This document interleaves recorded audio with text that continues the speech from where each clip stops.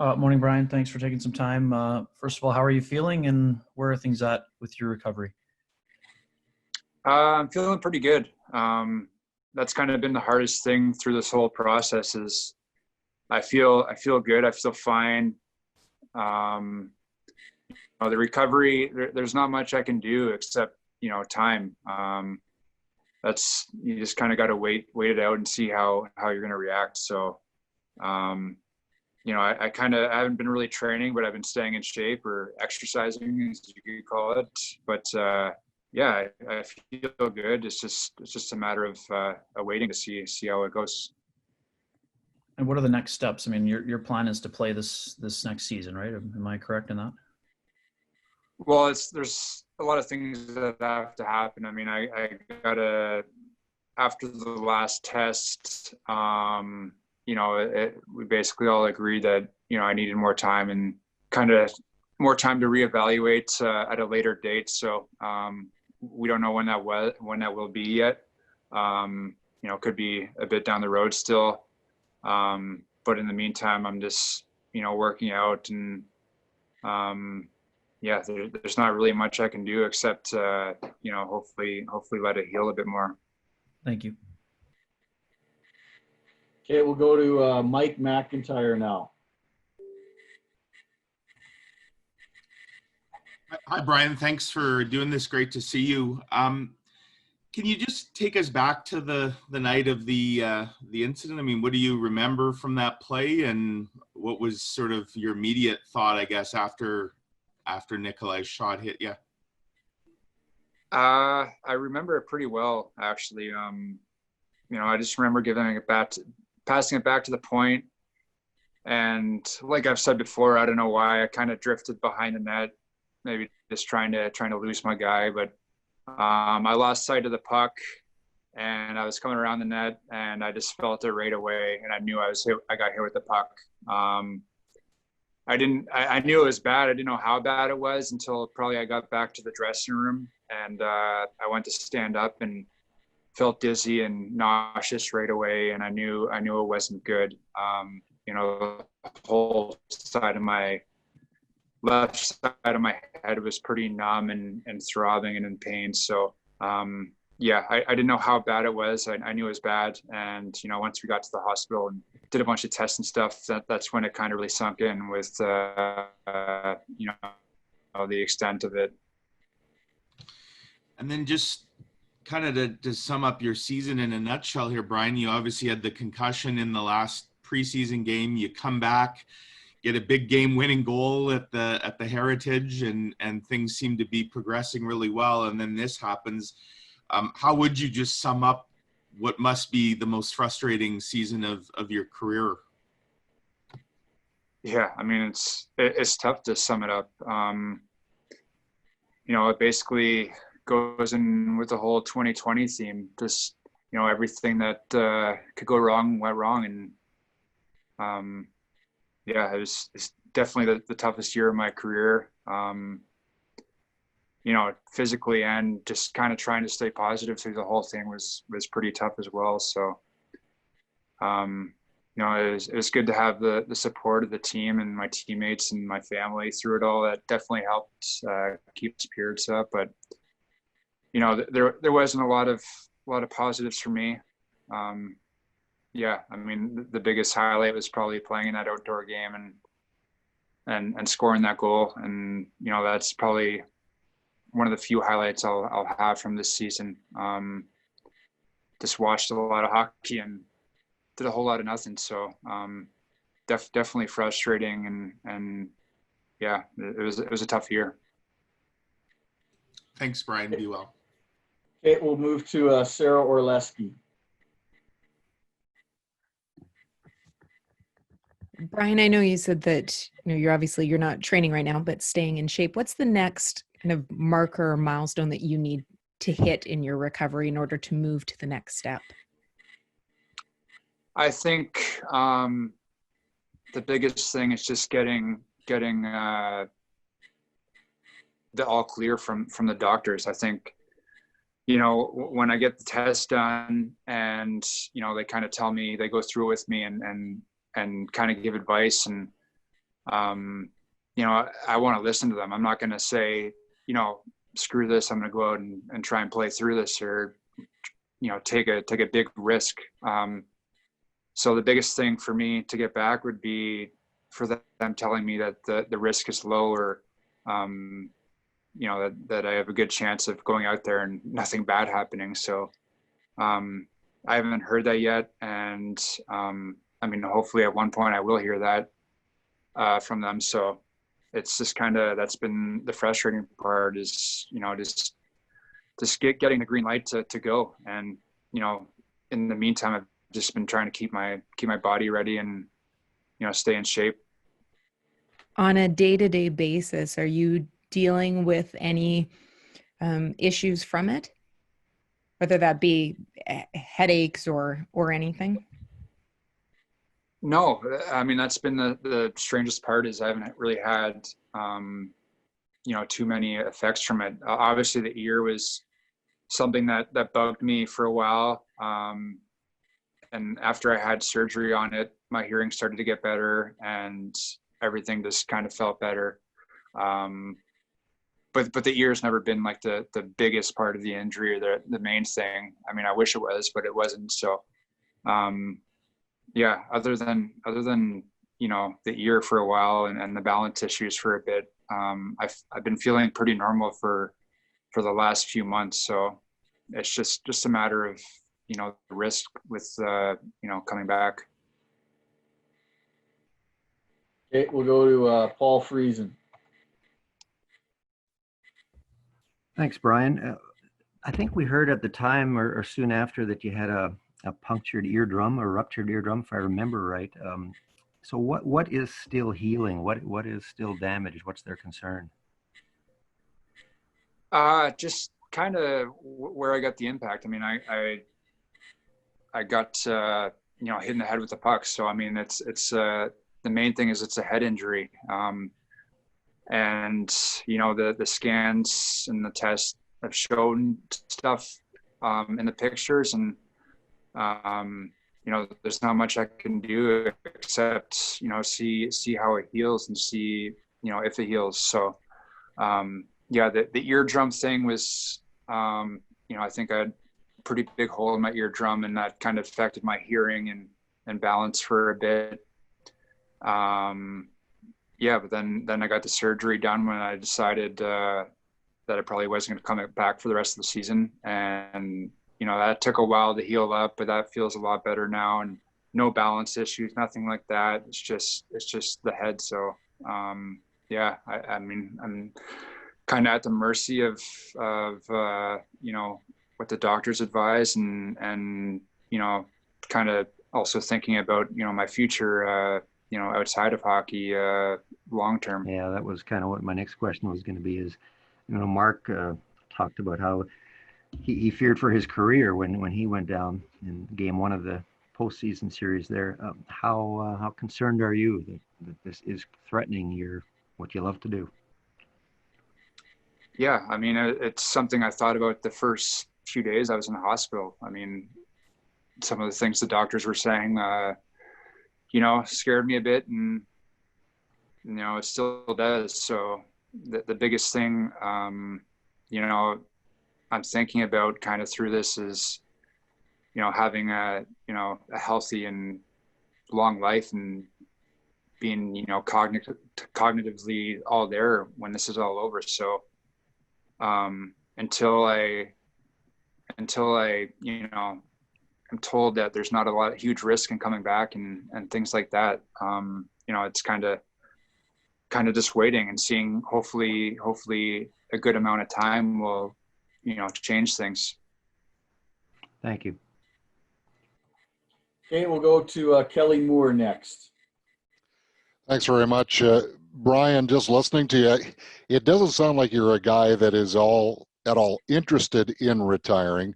But after what you just said to Paul there, has there been any conversations between you and your wife, or, you know, as well as the doctors and the hockey club itself on, you know, a timetable for when you get that good news? Like, how long are you prepared to wait, I guess, for that good news?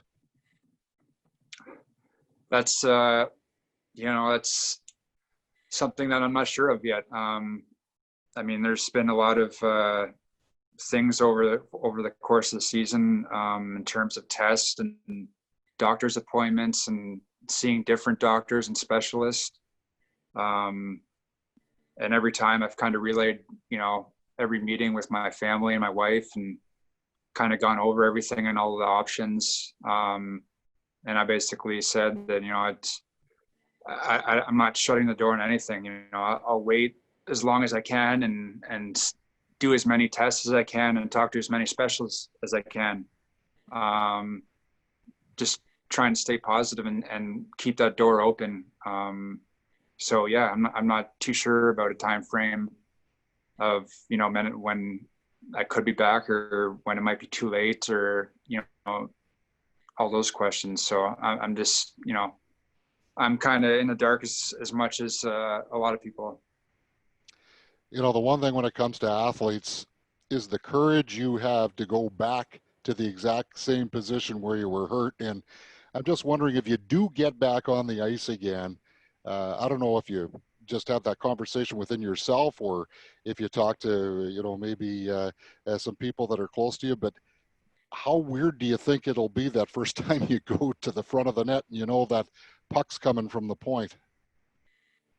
Yeah, well, I know for sure I'd probably definitely have the ear guards in, kind of kick myself about, how much that could have saved me, having those in, because, where the puck hit me, it's crazy. It didn't even touch my helmet. It hit perfectly in that ear hole. So, I would recommend everyone wear them after what happened to me. I know it was a freak accident, but could have saved a lot of trouble this year. And who knows how much lesser the extent the injury could have had. But yeah, that's one thing I thought of. If I do come back, I want to make sure that I'm not going to be tentative out there, and that I can go out there and try and pick off where I left off and not be scared to go in certain areas. Okay, thanks, Kelly. We'll move next to Carter Brooks. Hey, Bryan, you returned to practice and were skating for a little bit of time there in January. You then were the media was informed by Coach Paul that you had kind of undergone some more tests and there were further tests to go.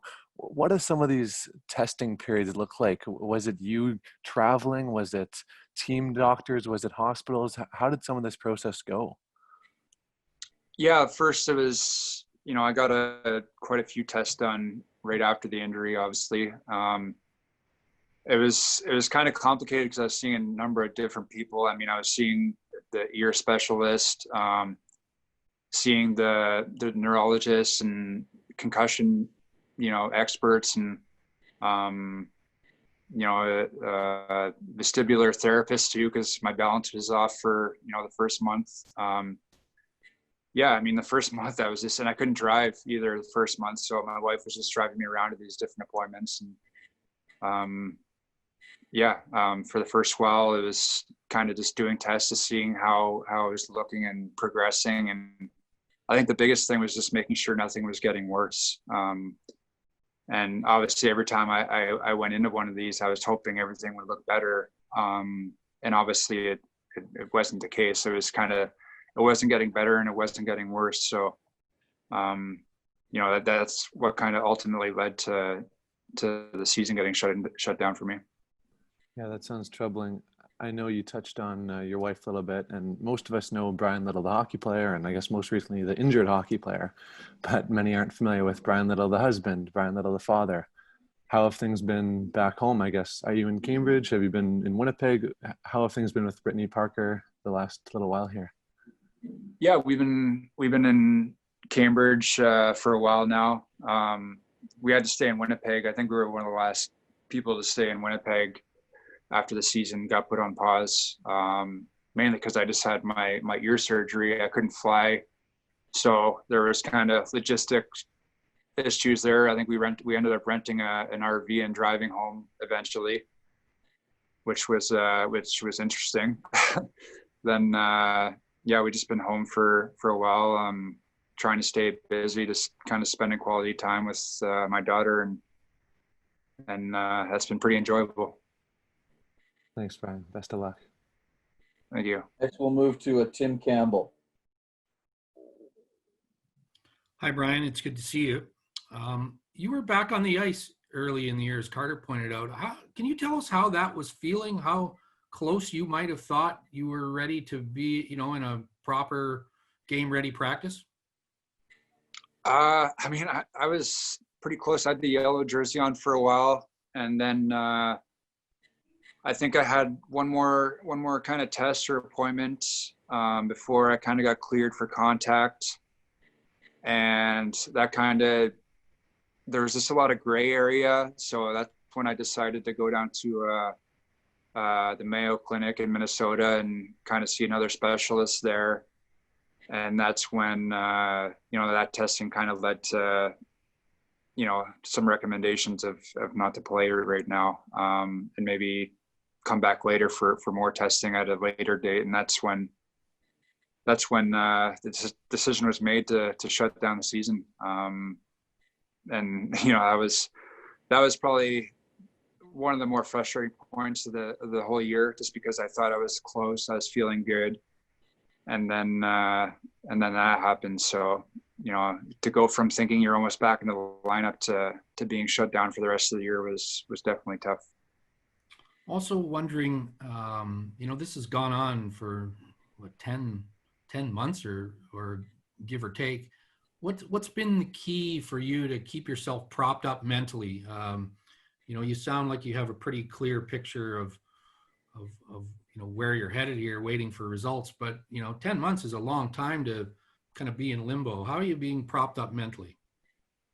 I've tried my best to stay positive through the whole thing. It hasn't been easy. It's definitely been a lot of ups and downs, and a lot of bad tests, and it's hard to stay positive through all that. But definitely helps coming home and seeing my daughter and stuff and spending time with her.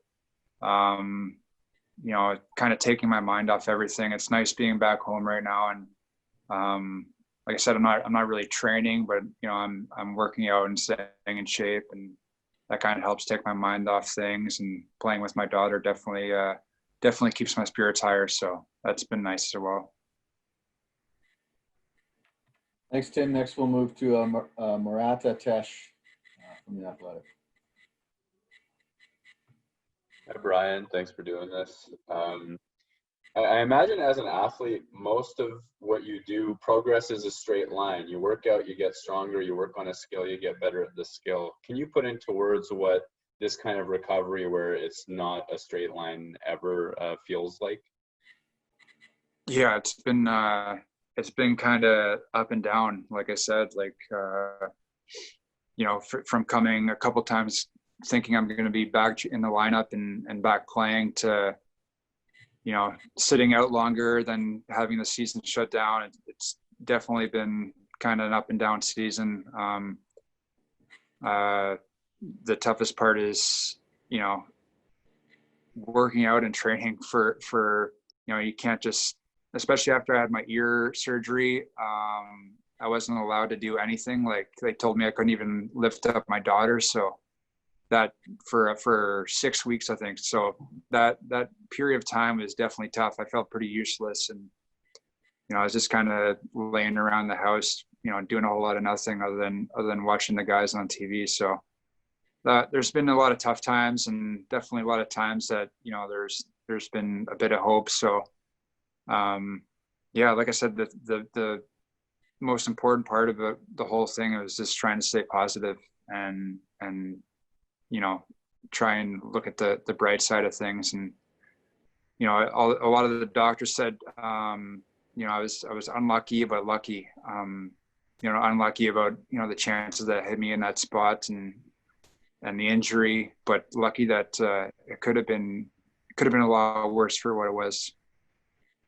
And then just following up a little bit on that, I have to ask, what's it like to talk about such personal health journeys? I mean, do you ever wish you could just say unfit to play as during the bubble situation.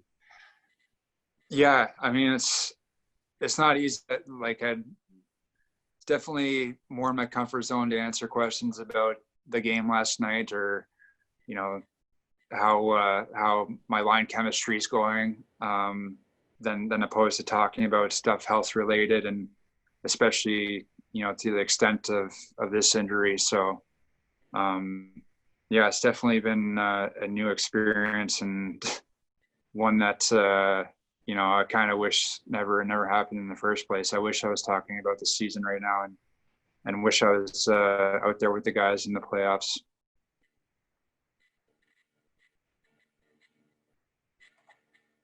Okay, thanks, Murat. We'll move next to Brian Munz. Go ahead, Munzie. Brian, you talk about being around your teammates and wishing you were out there. How much over the last number of months have you been around the club, like just either on the phone or Zoom? And obviously you've been around this team for, well, pretty much since day one. How much have they been a piece of it for you? That's been one of the harder parts of it, is not being around them and not being in contact with them that much.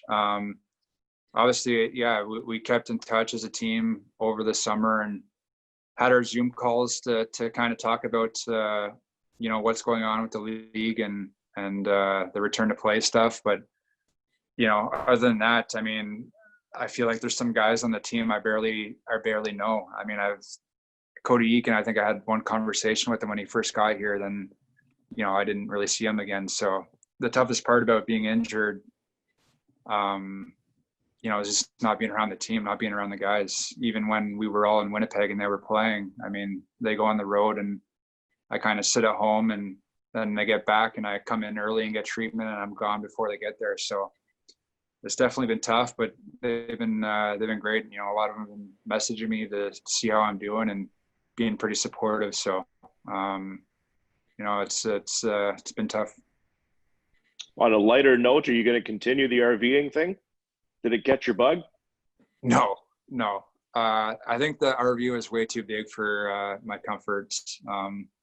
You know, it's definitely it went smoothly with a 2-year-old in the back and a couple dogs, but yeah, it was windy up north and those things blow all over the road. So definitely would probably get a smaller one next time, or something I'm more comfortable with. Appreciate it. Take care. Thanks, Munzie. Next, we'll move to Sean Reynolds. Hey, Brian, how have you been? Good, you? Good. I just want to be clear. I know that you had said at one point, if you return. I'm wondering, have you, throughout this process and some of the lows, have you contemplated retirement, and are you potentially contemplating retirement going forward? I mean, I don't like using the word retirement, because it's, if I were done, it wouldn't be retiring. It'd kind of just be, you know, I'd be done from the injury basically. But I mean, like I said, that's kind of been in the back of my head since it all happened, and since the first doctor I talked to, you know, brought some things up, and so that's kind of been yeah, it's been a constantly in the back of my head, and especially talking with my family and wife and stuff.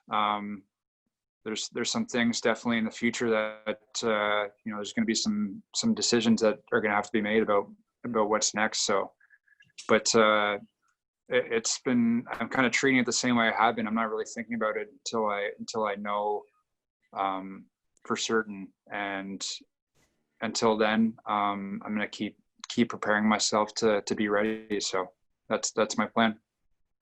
You said it's easier to talk hockey than it is injury, so I'll try and end it on a hockey question here. I'm just interested in your perspective over playing through last season and playing for parts of the season and watching, and, you know, coming off the high of 2 years ago to where the team is now. Your take on what it's going to take for your team to get back to that elite status, and should you return, what role you would see yourself playing in getting the team back there? Well, I think we have all the tools to get back to where we were at. I mean, we got probably a Vezina worthy winning goalie in net. We got, a lot of young, skilled, all-stars on our team. So I think we have all the tools, we have all the talent. Just a matter of getting it together and kind of peaking at the right time. I think it's tough to sit down and analyze this year because it's such a strange situation. Especially going from doing nothing and having no idea when the season's going to start, and these guys are thrown into the playoff hockey after one exhibition game, and losing a few of their best players. So I think Jets fans don't have a lot to worry about. I think this team's going to be a force to be reckoned with in the future, and the young guys are just going to get better and better. So as far as myself, I've always kind of had the attitude of wherever I'm needed, I'm needed. Whether that be, second line, third line, fourth line, whatever the coach thinks is best for the team and is going to help the team win, I'm willing to play whatever role is necessary. So, but at this point, I'm happy just getting back and playing hockey. So. Thanks, Sean. And finally, I think we'll move towards Scott Bilick. Hey, Bryan. Glad to see you're doing well. Just wondering, kind of piggybacking off that last answer, but how has your mentality kind of changed about the game of hockey, pre-injury and post-injury? If anything, it's one of those things that, you have an injury like this and you see other players have injuries like this and you never think it's going to happen to you. Then, all of a sudden, one bad luck play, one misstep, and it happens to you. If I could, say one thing to like a young player is never take it for granted. It's when you're young, you think you're going to be in the league for 20 years and you think you'll be playing forever and going to always be healthy. But, things can change in the blink of an eye, and they did for me for sure. And, it's on the road to recovery. So hopefully one day I might be back out there. Yeah. And just to follow up to that about getting back out there, how difficult is that to balance, life after hockey and returning? Like just everything that surrounds that, everything that you've put into this game to get to where you are, and everything that, you're only 30 or 31 or whatever, you moving on after the game with a daughter and a wife. How difficult is that decision to make? Yeah. That's kind of why I want to wait and get all the information and all the tests and stay as ready as I can, because, when that decision comes, I want to make the right decision. And until that day, I'm not going to really stress too much or think too much about it. Stay positive and wait till then. But it's definitely something I've thought about a lot over the last year. Because you think you have a lot more time left, and you always think what you're going to do after hockey. You have lots of time to think about that, and sometimes you don't. Sometimes you don't have an option. So definitely something I'm gonna be thinking about going forward here and in the future. Thinking about more about life after hockey.